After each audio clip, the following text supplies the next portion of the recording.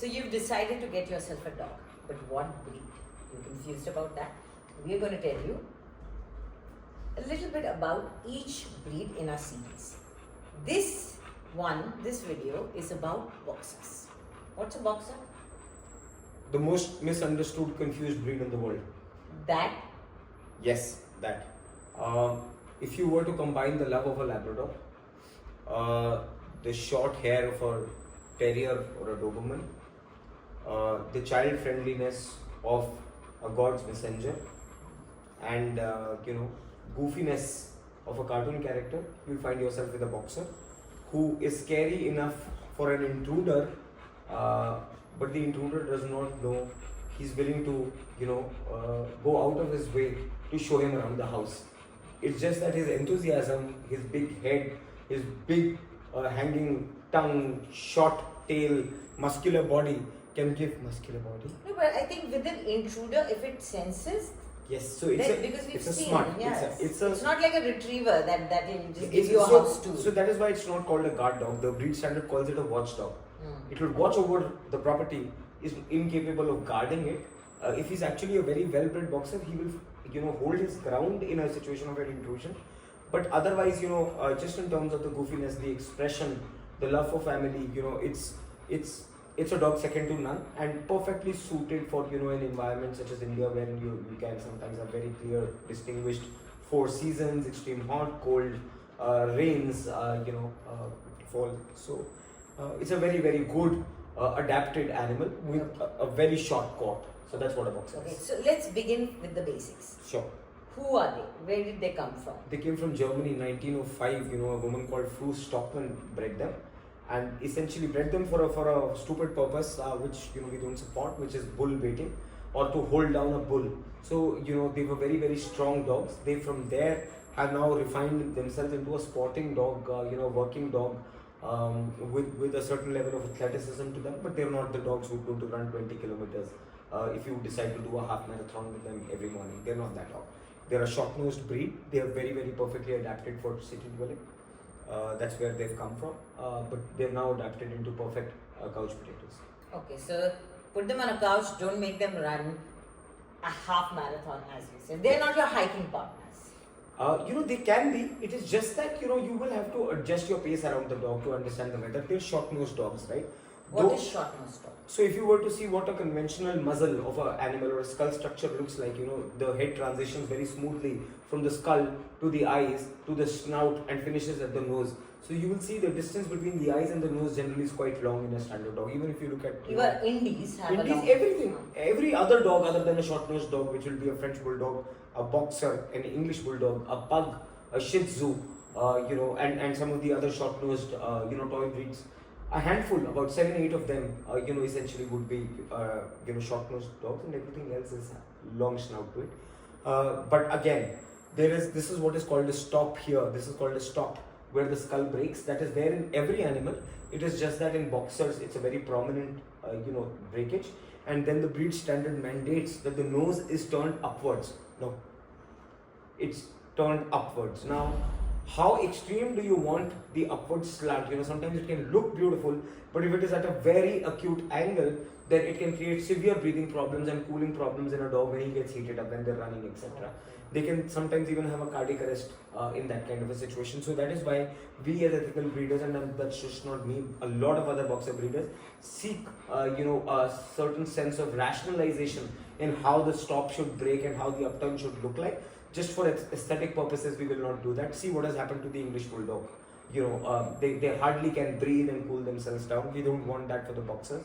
And I'm grateful to the American boxer community who keeps that in mind when they're selecting next generations of breeding pairs. Yeah. Okay, so a boxer dog, in terms of temperament, is better suited for families or 100% families. Couples or single people? No, so they are people's dogs, and they generally don't choose one master. Boxers, have a very, very uncanny knack about them. Many dogs do. But boxers, I think would be at the top of the hill in understanding who in the family does what. I'll give you, other examples. Sometimes very sporting dogs like, say a pointer, wants the same level of sporting activity from every member of the family. A golden retriever's love and clinginess will be the same for everybody in the family. A boxer will not do that. A boxer, for example, if he understands me to be a physically fit adult male, he will stand up and meet me. He knows I can take his weight. He'll be certainly gentler with women in the family. If there are older people, they will never climb onto them. If there are children, will never climb onto them. In fact, will find their distance from them, even if they're getting pulled and tugged. So, to that extent, to understand the hierarchy of a family, it's something that the boxer does very well and communicates extremely well through its eyes, flues, and general expression. Very intelligent expression. Okay. And how are they being left alone for working people and all? But, no dog does very well around, being left alone. Boxers can sometimes. So that's not breed specific. That is not breed specific. You have to train your dog to do that. There is a certain protocol. We can talk about it in another video. But again, you cannot teach your dog to off-leash walk with you on top of a mountain. It's a slow and gradual process. You start doing it for short walks within confined spaces, so that if the dog elopes, you get hold of them. Similarly, you have to train them, and you have to train them to a point. It could be a 10-minute situation where you leave the dog, but then you make sure there is nothing there that they can harm themselves with. Okay. Have a camera there. Slowly and gradually you build up. So it is not spell. What is their exercise requirement? So exercise requirement is, I would guess, about good 15 to 20 minutes of running in the morning and 15-20 minutes in the evening. Now you would think it is something that you cannot do, right? But a 15-20 minute run even on your terrace, in a small, park in your locality, or if there's a yard, they need to romp more than run. They are not running dogs. They are not like whippets and greyhounds which need straight line running. They would like to run a little bit, but they run, turn around, run back. Yes, and then stop. They'll cool themselves down because it's something that they can't handle. So 10 to 15 minutes of romping in the morning and evening is good enough. Even if you take them for a nice walk, which is at the bare minimum recommendation for humans as well, taking 10,000 steps a day, we're not going for a walk.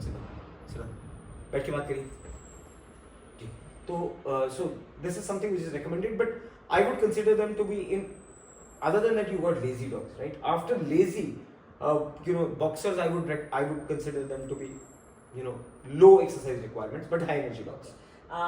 Dietary requirements, I'm asking in terms of Indian households also. Yeah. Are they okay with, because a lot of Indian households prefer to keep their dog on home food, not on kibble, not on... Sure. So dietary requirements? See, dietary requirements are generally, musculature related, weight related. Nahi, mujhe niche padna. Are generally, bas, sit down. So, are generally musculature related. So, a 40 kilo Doberman and a 40 kilo German Shepherd and a 40 kilo boxer, which is slightly overweight, essentially have the same dietary requirements. It has to be a high protein, medium fat and low carb diet that any carnivorous dog needs. That is true even for a Shih Tzu. So chawal dal doesn't cut it. So chawal dal is not bad per se, but what are you clubbing it with? Is there a protein source there? Dal's bioavailability of protein is quite low. You can give it to him, it's good, there's decent fiber in it, it helps, intestinal movement.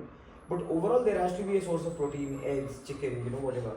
So that is important to be given. If you're giving your dog a predominantly vegetarian diet which is house cooked, I would strongly recommend to not do that because you're 100% keeping your dog in a deficit. So you can't keep a vegetarian. If you're doing that animal a disservice. Okay, we will do a discussion on this later in a separate video. Let's stick to the So his dietary requirements, a boxer's dietary requirements are no different than a golden retriever. It's just that, it has to be high protein, medium fat is what I would recommend. Okay. Anything in specific you'd like to add to it in terms of somebody who's still on the fence? Because we will be closing the video after that. People who never lived with a boxer or never seen one in close quarters wouldn't know enough. I tell everybody the boxer is going to be your last stock, which essentially means if you've ever kept a boxer, after that no other breed will make the cut for you. And I say that out of experience. I have had every breed under the sun you can imagine, at least which is available. Dobermans, German Shepherds, Labradors, Golden Retrievers, Terriers, Shih Tzus, Pugs, Labradors we've spoken about. Terrier you've mentioned? Terriers, right. Yes, we've had. So basically terriers. you've had many and now your full stock is that? Yes. It's just that I love other breeds. They come with their own idiosyncrasies, their own cuteness, I get that.